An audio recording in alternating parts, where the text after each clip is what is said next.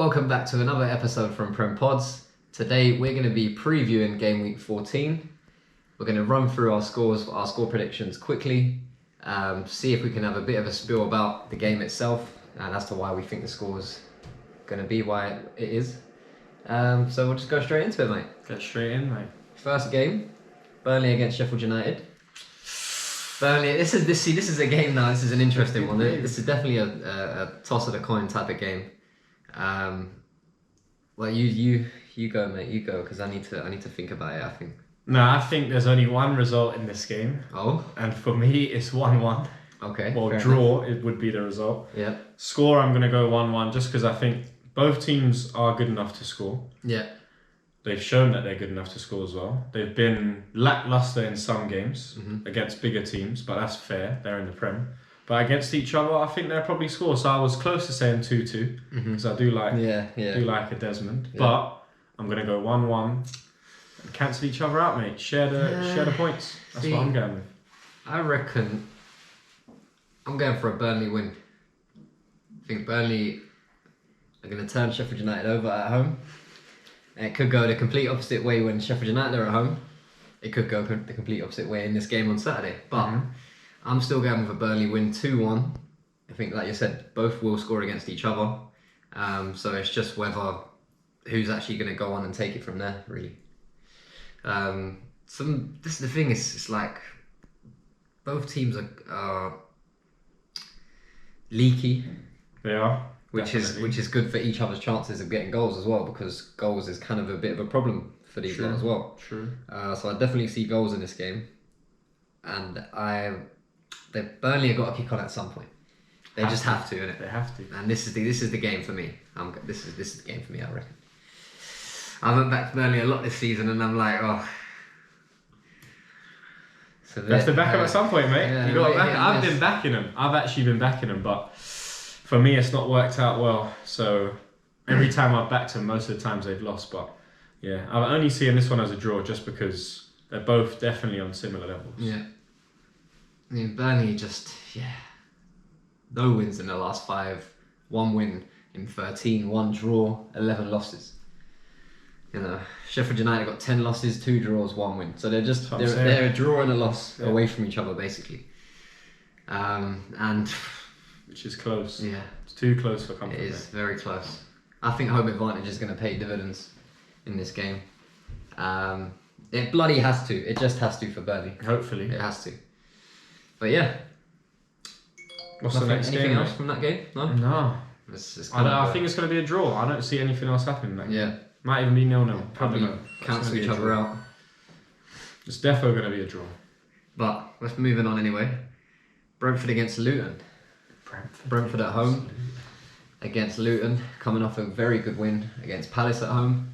And this is just prime example of a team just getting a good result, getting some momentum, and then meeting a game like this next week. And then just I'm going 3-1 Brentford. That popped into my head immediately. So I'm going to say 2-0 Brentford. I don't think Luton will score. I think Brentford have got to give their home fans what they want after losing to us at home 1-0, not even scoring in front of their home fans. I think they definitely they've got to do something to get them back on their side. So not that they're not on their side now, but they need to start getting some points again, innit? Yeah. So I reckon this will be the week they do it. I don't even think they'll let Luton score. So 2-0. They haven't played each other in the Premier League. Obviously, this is Luton's first time. But it is normally a Brentford decisive victory. Home or away, really. No, I think Brentford are going to win. And I think, they've clearly... I mean, that was in the Championship when they're playing that, but in the Premier League, they seem to be miles apart, quality-wise anyway. In the Prem, definitely. Yeah. And like you said, Brentford will want to get back in their fans' good books. And for morale and everything like that.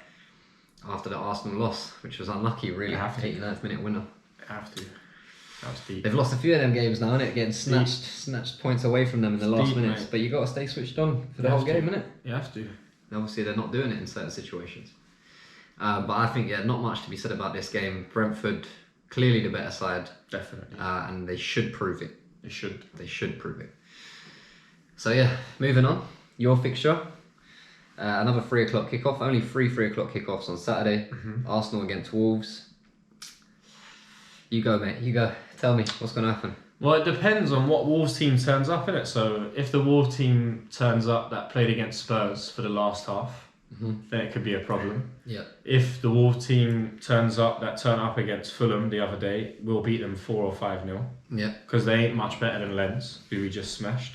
So I'm thinking to myself, we probably will concede, even though our defence has been quite solid. Yeah.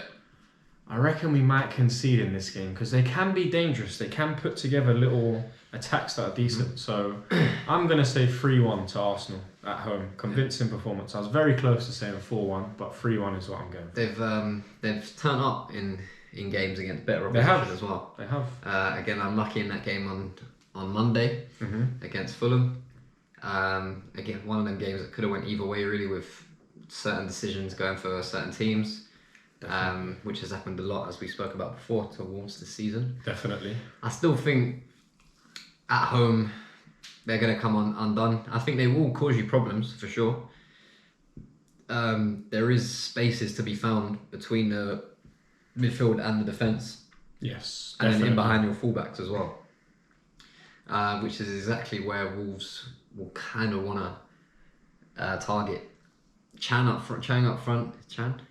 Chang, I can't remember his Huang. That's it. Huang. Chang. Huang Chan. No, it is though, isn't it? I think it's the other way around, yeah. Yeah.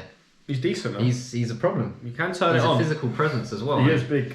He could cause some problems for the centre-half pairing and keep people occupied enough to create space in behind. I don't see it going Wolves' way. I don't think it will be too dominating in a way. So I'm going for 2-1 Arsenal. 2-1 Arsenal. Yeah. That will happen if the good Wolves turn up. Because we're still even better than them if they're at their best, if you get what I mean. If we play our best and they play their best, we still beat them. Yeah, that's what I'm thinking. Do you get what I mean? Yeah. Which I think it will still be a good game. It's a fair result, Yeah. 2-1. Wolves will get chances. I'm pretty sure they will get chances. But again, it's down to them to take them. And I think eventually Arsenal will take the amount of chances that they're likely to create in this game. Yeah, because if you're basing off like the fact that they were pressing Fulham and Fulham were getting out of the press, we're getting out of the press. Come on.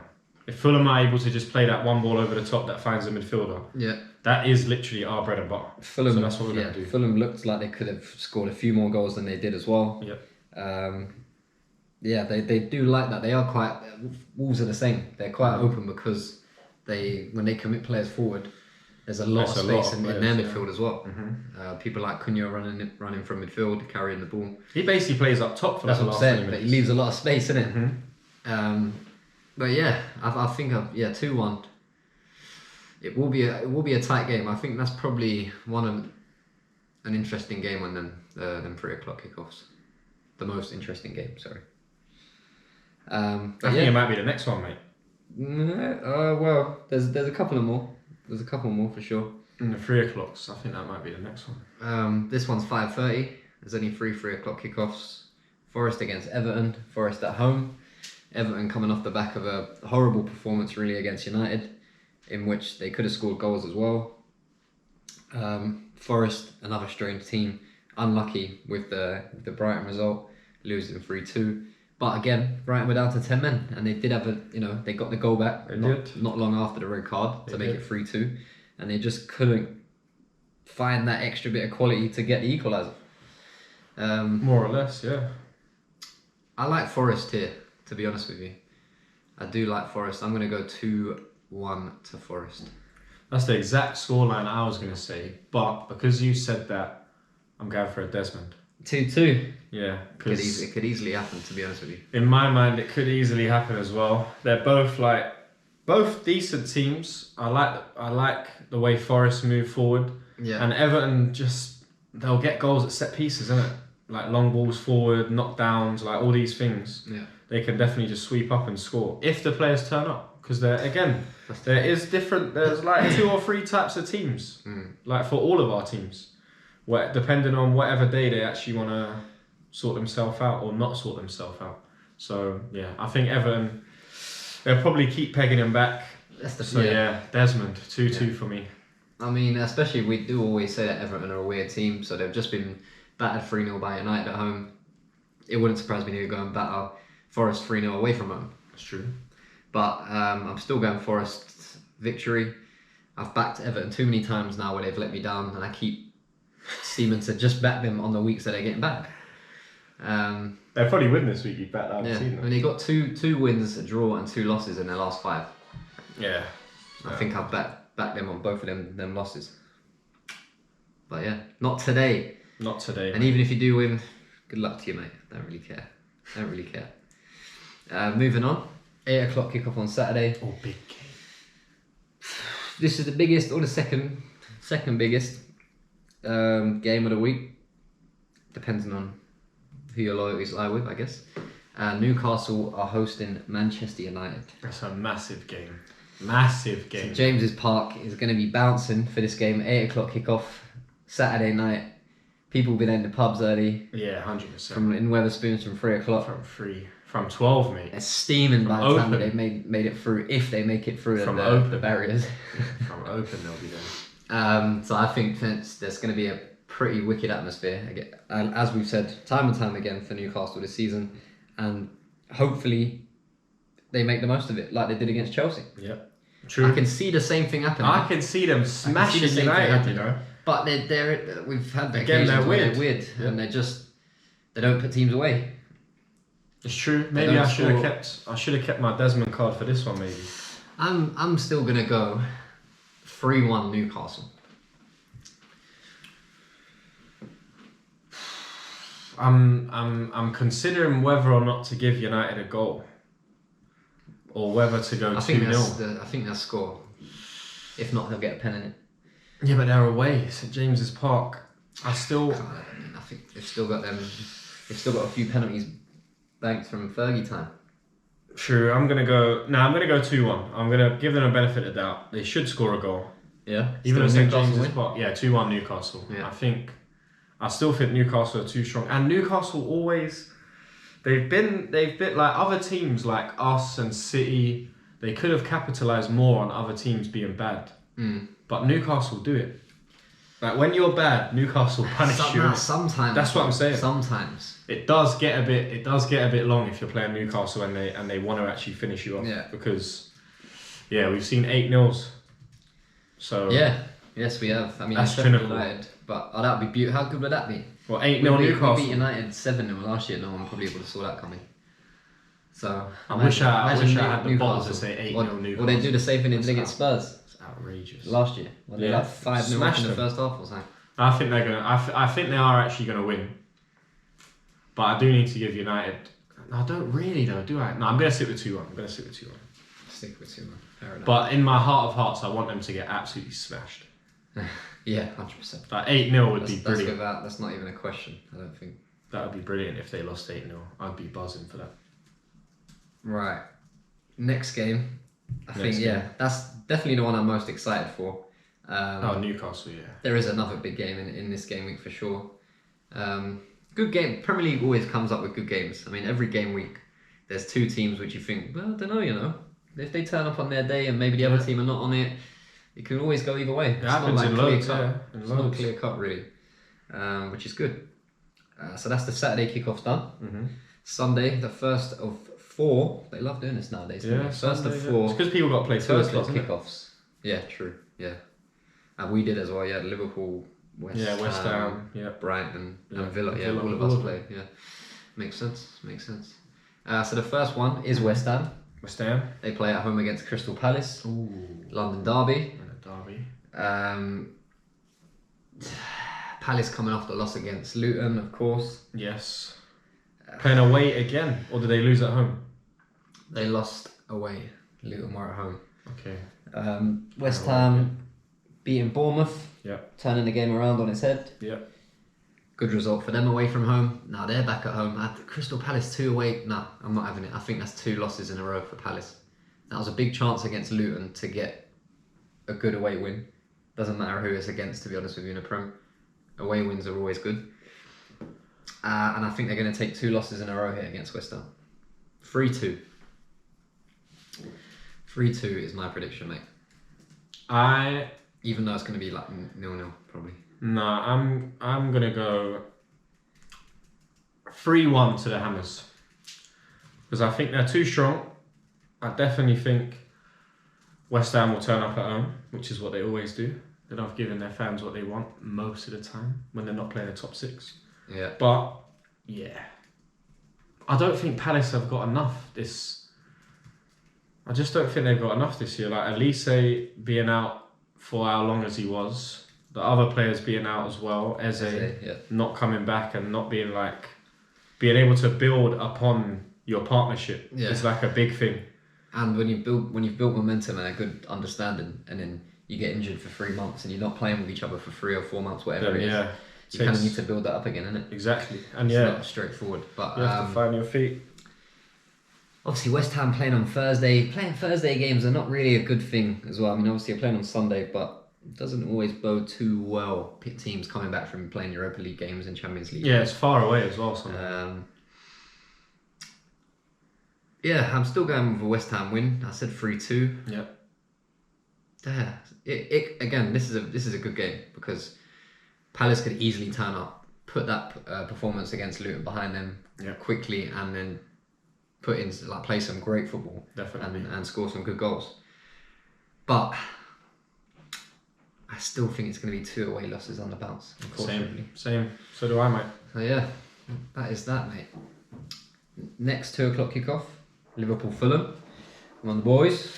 Liverpool. What do you reckon?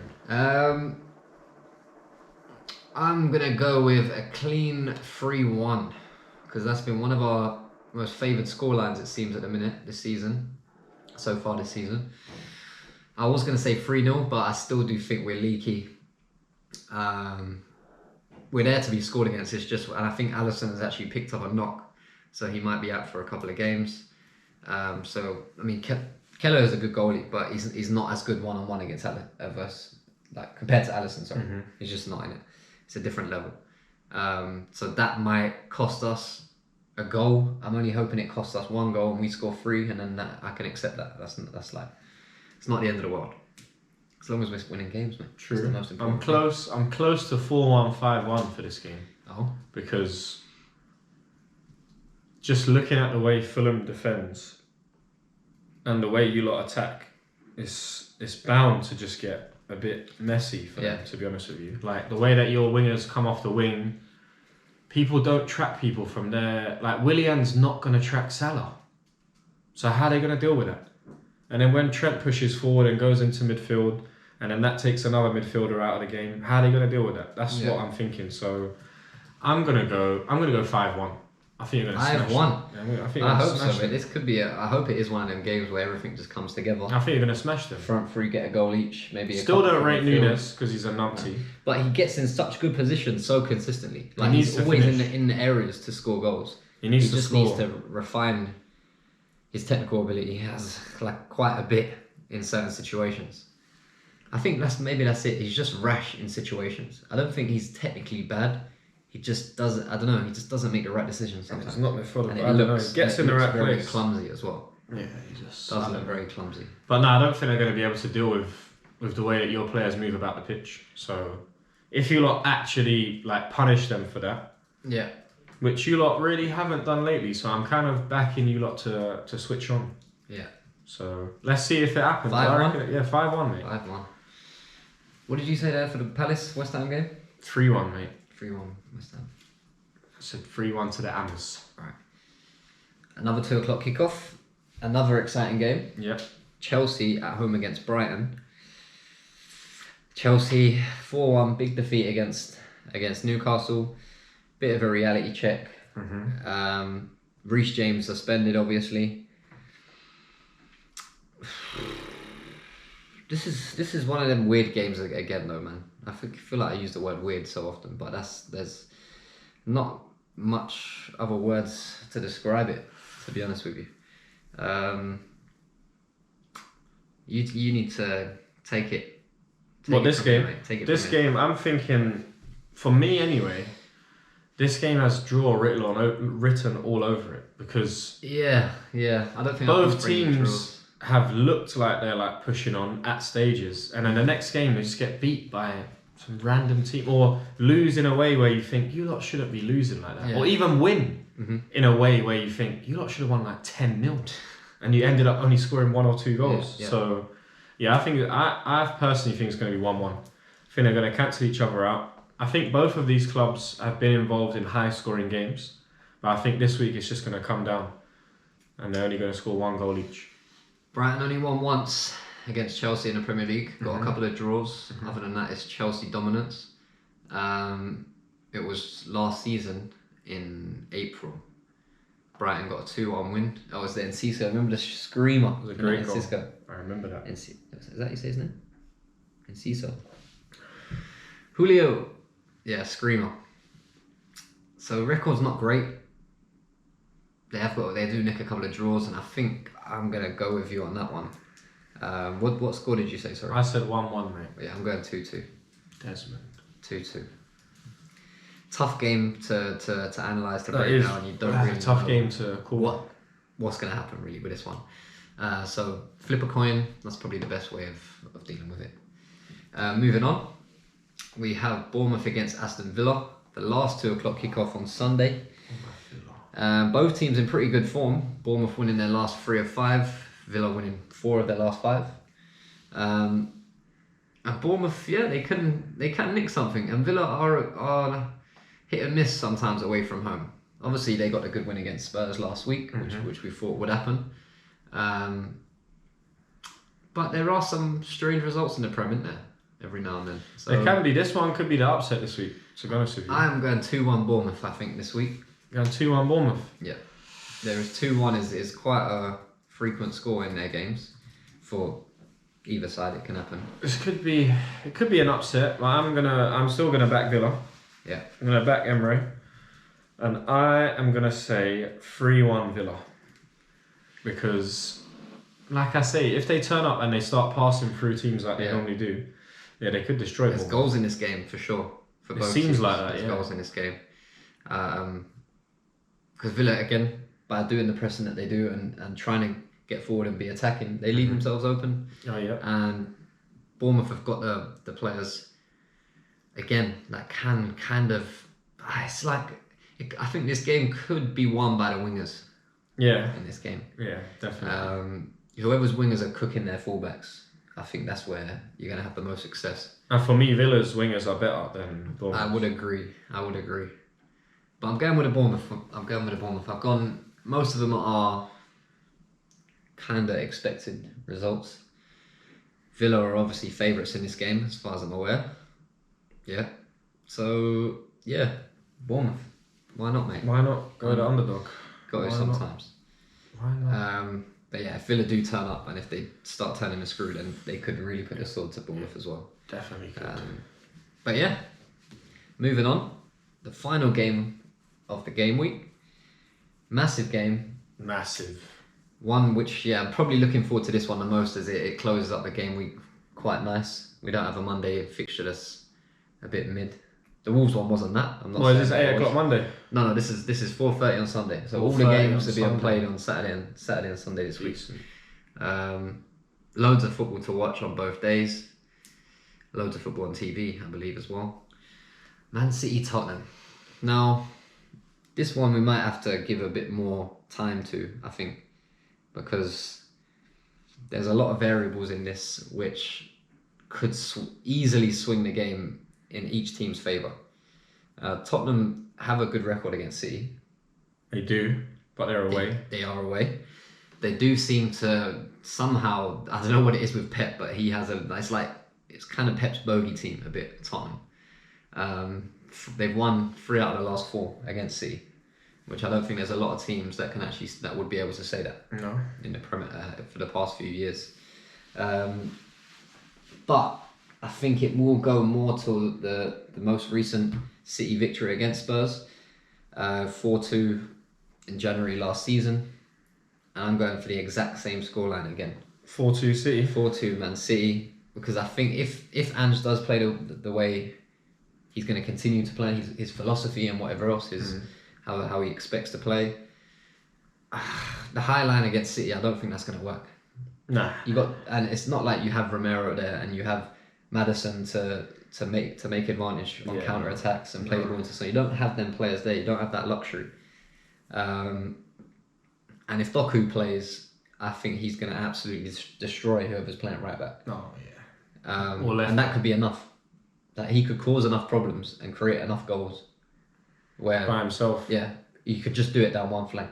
Could do. You could just be completely dominant down that flank. Then have to double up on him, create space for a midfielder, potentially at the edge of the box for a fullback to score a screamer. There's all these different things that could happen. It's very dependent on how Spurs approach the game. Of course, their lineup, which we probably think is going to be unchanged. Most likely, they haven't got many part that they can. Yeah, they ain't got many options at the minute. City are City. They're consistent. They can turn it on like a tap whenever they want, really. True. And obviously they had the draw with us recently before international break. Draw with Chelsea. So they need to kind of get back onto form. Yeah, 100%. If we keep winning and yourselves keep winning, and other teams around like your Villas and whoever else, it could start becoming a bit of a problem for City. Definitely. Obviously, we always have to wait until February or whatever for them to really start kicking in and win 11 in a row. Or whatever. Just win every game, yeah. But you never know. At this point, there's more point. They've dropped more points this season for sure. I think. Oh yeah, definitely. From this stage of the season, definitely. And so has everyone probably. You yourselves have. Everyone. I think we've probably got a better points tally, but it's so tight. It's like 3 or 4 points between first and fourth. There's loads, mate. But yeah, I do think if Tottenham play how I think they'll play, City should destroy them. They should, really. I think... Yeah. I don't know. I think it might be 3-1 City. Just because I don't think Spurs, if they had their players fit, like their normal 11 I'd be excited fit, for this game. I'd be way more excited for the fact that they could nick it at Etihad. Definitely. But I just don't see how they do it with that bunch of players. Yeah. Especially not how... It's the defensive for me. Yeah, it's just... And it doesn't matter how many they score. It might be like 6-5, but they'll still lose. Yeah, you're right. I do still think they'll nick goals. Because City have looked a bit leaky at like random times in games. And they've just conceded. Yeah, open, they look open. Where they've just switched off for a second and it's a goal. Which can happen with players like Son, Kulusevski can find Son, slide him in. Brian Johnson, if he plays, he can create a bit of magic every now and then. So there will be chances for Spurs. But there'll be more for City, I think. Yeah. And with Haaland, he's almost like, Haaland, if it's 0-0, 1 or 2. If you're losing 1-0, you're like, oh, Haaland hasn't scored yet. So it's alright. Not what it is, you know what I mean? But I can see maybe a goal from midfield. If it's tight, you might see like a Rodri screamer in the deflection last minute or something, which would be horrible. I want a draw from this game, to be completely honest with you. I think that's the best outcome for everyone around them. Yes, definitely. I think City are too strong for them though. Yes, I agree. I just don't see Spurs are 9-1. I'm not surprised by that because of the squad. Like it's just they're playing all different types of players. Yeah. So it's going to be a very tough game. And it's the types of players that I don't think suit their system at the minute that they want to play. No, definitely not. You need to be a lot better on the ball than a Royale and an Eric Dyer. Yeah. To play the way that Spurs want to play. Yeah, not playing out from the back. You can't do that. You just have to boot it up. And I feel like by doing that, they're going to give away possession so much. It could work two ways. They could find the ball in behind a couple of times. As Son gets on the end of it and out of nowhere they get a goal. Or they're just going to keep knocking it long. City are going to keep winning back possession. And just press. Being quality on the ball, keeping the ball, being patient, finding their openings down the wings. And then eventually... I just see cutbacks and City smashing it in, Foden smashing it in, Bernardo Silva smashing one in. Yeah, it's going to be long. I think it's going to be a hard game for Spurs. Yeah, definitely going to be a long trip for their fans. Definitely their hardest game of the season, especially with the situation they're in with the players that they right now. They'll be going, but again, it's a different. This whole thing is different, isn't it? If they have their team, the last 3 games, I don't know if I don't think they lose. I don't think so. But no. They might lose one game, it could happen, but I don't think they lose 3 on the bounce. Against Wolves from winning position, Villa from winning position.